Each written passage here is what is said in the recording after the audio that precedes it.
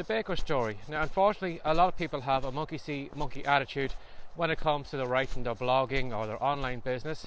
Rather than grabbing a pen and paper and sitting down for a couple of hours trying to come up with some fresh ideas, they will have a look and see what the competition is doing. So, if the competition has suddenly got a new landing page or opt-in page, they copy that. If somebody is releasing a free report on a certain topic, they'll copy that. If somebody maybe is going into a genre or writing in a niche maybe they weren't in before, sometimes people will copy you and they'll go into that. So the easiest thing to do is to copy someone because it involves no thinking, but you're depending on that person knowing what they're doing, or if they are walking off a cliff, you aren't going to be too far behind them. Now, one of the ways you can come up with ideas, again, it could be with a pen and paper, have a look and see what ideas you can come up with, or what you can do a faster way is to have a look and see what other people are doing. But what I mean by looking what other people are doing, I mean looking what people are doing outside your type of works. For example, again, if we go back to the topic of this story, which is the bread maker or the baker story, Bernard Jiwa tells a story of, again, like most stories I have, I can't remember the name of the book, but if you do a search, I'm sure in the Google store in the Kindle store for Bernard Jiwa, that's Bernadette, and then Jiwa, her surname is Jiwa. But she brings up a story in one of her books about a baker who was trying to sell more bread. And as you're probably aware, like if you're trying to sell more bread, you'll probably do what other bakers are doing. You'll probably buy advertisements, and I think this baker was doing the same as everybody was doing. They were looking to advertise their business in whatever magazine that everybody else was going to, and when they asked how much it was to buy an advertisement slot, they were told it was $3,000. Now, at the time, they weren't doing too well, and they couldn't really afford to pay up $3,000 to buy a slot in that paper or magazine or wherever it was. So, lucky enough, they knew Bernadette, and they had told her the story of, how things were doing so badly, and that they had this advertising bill, and they were thinking, should they spend the money or not? And she said to them, well, rather than doing that, is there anything else you can do maybe to get in front of that audience? Now, what they came up with was a very, very clever and a very, very simple idea.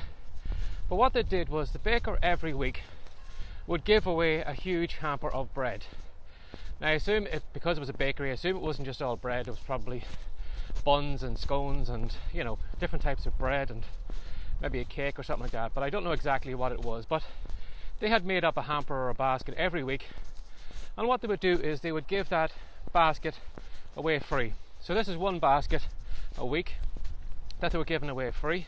So it wasn't actually costing them that much. Now, what they did was every customer that bought bread that week, they would probably, I'd imagine, they collected their details, or they had said to them, would you like to be entered in this competition? And if you win, you won't actually win this basket, but what we're going to do is we are going to nominate a friend of yours that this basket is going to go toward. So what happened was they found that people loved the idea, and what they did was they gave maybe the name of friends or family or whatever it was, and they nominated them to get this basket. So at the end of the week, one customer was selected from the draw, and then they were notified, and then they were contacted and said, congratulations, you won the basket of bread. This is the particular person you'd like to nominate this basket to, whatever.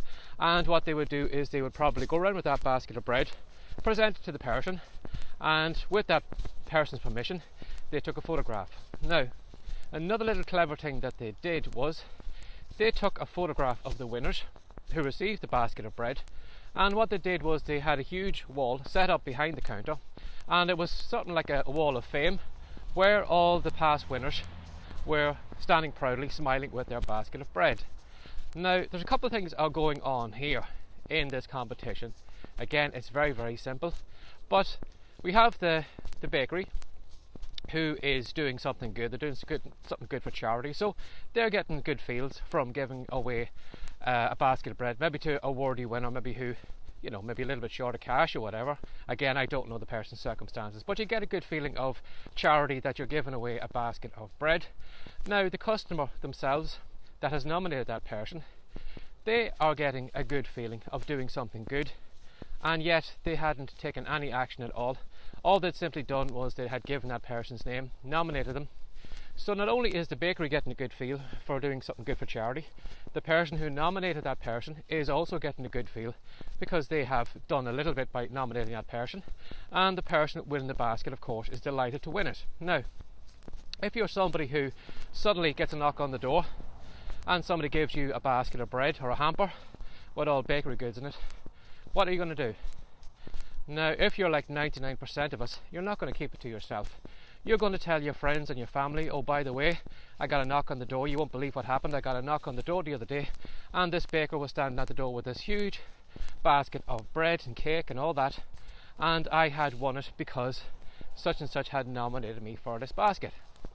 And as you can probably well imagine, that story will start getting larger and larger and moving out further and further in the community.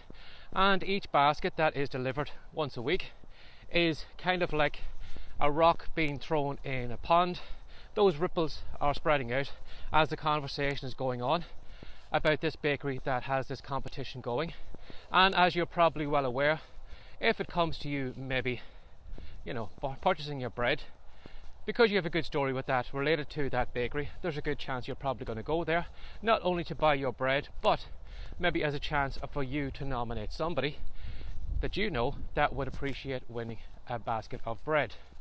Now, if you can imagine paying maybe $3,000 to get an advertisement in a paper, that probably is only going to be there for a couple of days, maybe a couple of weeks at most, and then it's gone, and then you have to renew that advertisement again.